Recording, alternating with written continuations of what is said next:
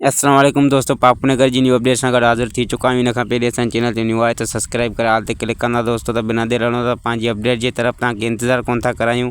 जी दोस्तों, तव्हांखे ॿुधाईंदो हलां त नेक्स्ट एपिसोड में मल्हार मिठल खे चवंदो त तूं मूंसां ठही वञ ऐं मिटी कर, न त माण्हू असांजो तमाशो कंदा। त मिठल हुनखे चवंदो त पहिरियां पंहिंजे वञी पीउ खे मुंहुं ॾे, जंहिं तमाशो करे असांखे हिन हद ताईं पहुचायो आहे, पोइ असां ॾे अचु तूं ॻाल्हाइण लाइ। ऐं ॿिए पासे दोस्तों तव्हां ॾिसंदव त जेका त सारंग पंहिंजी घरवारी खे चवंदो त पंहिंजे भाउ खे तूं सम्झाए, छो त तुंहिंजो भाउ बि मथे फिरियो आहे ऐं उहो बि माना राबेल खे थी सघे थो बदनाम करे। हुनखे राबेल जॾहिं न ॾींदा तूं होश विञाए चईंदो ऐं हू खोपड़ी फिरियल आहे त हू कुझु माना बदनाम न करे विझे राबेल खे दोस्तों। ऐं ॿिए पासे तव्हां ॾिसंदव त जेका बालाज खान जी घरवारी आहे मरियम, उहा मंठार जे बारे में सोचींदी ऐं चवंदी त मंठार खे कीअं मां खारायो पीआरियो पंहिंजे पुटनि वांगुरु, पर हुन मां अहसासु न कयो मुंहिंजे भाइट ते हुन हथियार हलायो। तंहिं उहो माना हुनखे सदोरी चवंदी त भली माना हथियार हलाइण वारा हथ माना मंठार जा हुजनि, पर हुकुम तुंहिंजे मुड़ुस जो हूंदो।